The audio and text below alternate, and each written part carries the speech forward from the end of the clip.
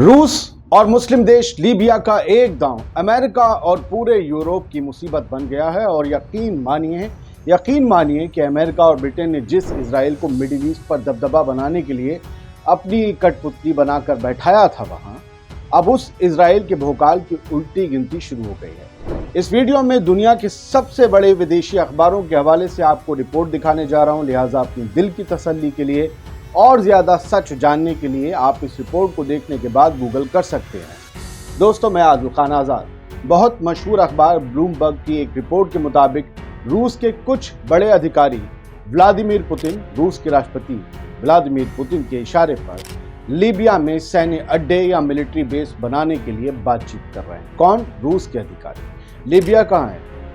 अरबी जुबान वाला देश, मुस्लिम देश, वही लीबिया जिसे तबाह कर दिया गया आज़ादी दिलाने के नाम पर। किससे? मुअम्मर गद्दाफी से। खैर छोड़िए, अब तो वहाँ किसी की हुकूमत नहीं और सबकी हुकूमत है। रिपोर्ट के मुताबिक सितंबर 2023 के आखिर में मॉस्को में रूसी राष्ट्रपति व्लादिमीर पुतिन और लीबिया के पूर्वी सैन्य कमांडर खलीफा हफ्तार के बीच एक बैठक के बाद इस मसौदे पर बातचीत हुई कि हाँ, हम नेवल बेसिस बनाना चाहते हैं, आप हमें उसके राइट्स दे दीजिए।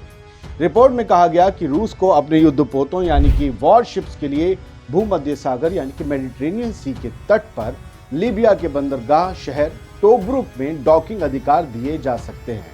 यानी रूस उसी जगह अपना परमानेंट नेवल बेस बना लेगा जहां फिलहाल इजराइल की मदद के लिए अमेरिका ने अपने वॉरशिप्स टेम्पररीली तैनात कर रखे हैं। नए हालातों में रूसी जहाज इटली और ग्रीस के करीब होंगे।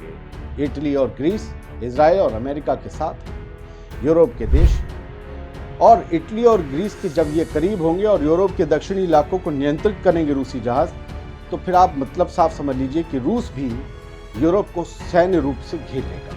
यूक्रेन वॉर में रूस की शाती नीति की वजह से यूरोप ने अपनी आज़ादी को खो दिया है और वो अब अमेरिका के कंट्रोल में चला गया है यूरोप। लिहाजा रूस अब चुपचाप नहीं बैठेगा। वो जानता है अमेरिका ऐसे मजबूत हो रहा है, यूरोप पर ज्यादा से ज्यादा वो सैन्य दबाव डालेगा, यानी इनडायरेक्टली अमेरिका पर दबाव होगा।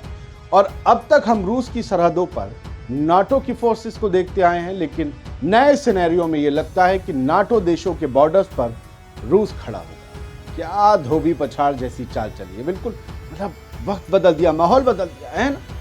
याद रखिएगा, लीबिया की लोकेशन ऐसी है जिससे पूरे यूरोप को रूस चंद मिनटों में ही टारगेट कर सकता है। जब यूरोप घिरेगा तो इजराइल कैसे बचेगा?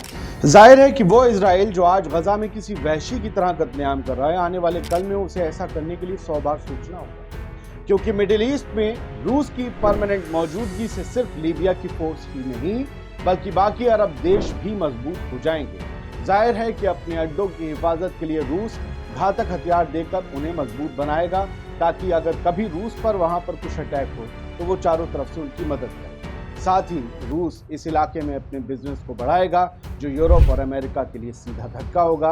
अभी अरब ममालिक को यूरोप और अमेरिका ही हथियार देते हैं। ब्लूमबर्ग के सूत्रों के मुताबिक लीबिया के पूर्वी सैन्य कमांडर खलीफा हफ्तार को एयर डिफेंस सिस्टम की जरूरत है, जिसकी आपूर्ति रूस कर सकता है। एयर डिफेंस जैसे आयरन डोम है वैसे। रूस लीबियाई एयरफोर्स के पायलटों और स्पेशल फोर्सेस को ट्रेंड करने में भी मदद कर सकता है।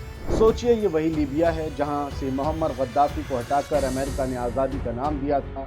अब वही आज़ादी अमेरिका के पिट्ठुओं पर उनकी गुलामी पर भारी पड़ने जा रही है। याद रखिए और लिख लीजिए कि गजा की जंग और फलस्तीनियों का नतीजा आज कुछ भी हो, लेकिन फ्यूचर में यही जंग जो आज हो रही है वो मुस्लिम देशों के ताकतवर होने और यूएस बैक्ड इजरायली भोकाल के पतन की वजह बनेगी। लिख